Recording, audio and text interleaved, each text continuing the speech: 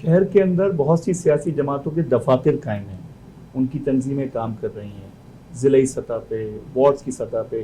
کیا وجہ ہے کہ مہاجر قومی موومنٹ سوائے ایک مرکزی دفتر اور ایک سینٹرل کے دفتر کے اس طریقے سے یونٹوں کی سطح پہ اور زونز کی سطح پہ اور علاقائی سطح پہ دفاتر قائم کرتے نظر نہیں آ رہے، جو کہ آپ کا آئینی حق بھی ہے؟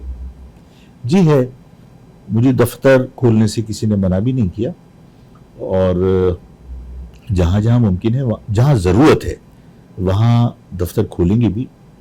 لیکن جہاں دفتر ہے اور کام چل رہا ہے تو ہر گلی میں دفتر کھولنا ضروری نہیں ہوتا. جن جماعتوں کی طرف آپ نے اشارہ کیا ہے تو وہ ہر جگہ دفتر جو کھلے ہوئے ہیں وہ دفتر کم دکانیں زیادہ ہیں. جہاں پر قبضہ مافیا بیٹھی ہوئی ہے، جہاں پر ریکوری کے کیسز ڈیل کیے جا رہے ہیں، تو نہ میری پارٹی اس مزاج کی ہے اور نہ میں ضرورت محسوس کرتا ہوں کہ بھئی ہم جگہ جگہ دکانیں کھولیں اور وہاں پر ہم ریکوری کے معاملات اور قبضے کے پلاٹوں کے معاملات طے کریں. تنظیمی معاملات چلانے کے لیے جہاں ضرورت ہوگی وہاں ہم آفس کھول لیں گے.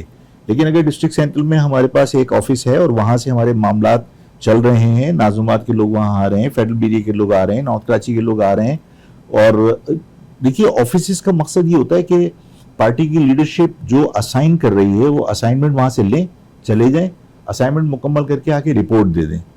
آفس دکان نہیں ہوتا جس کا ہر جگہ کھلنا ضروری ہو.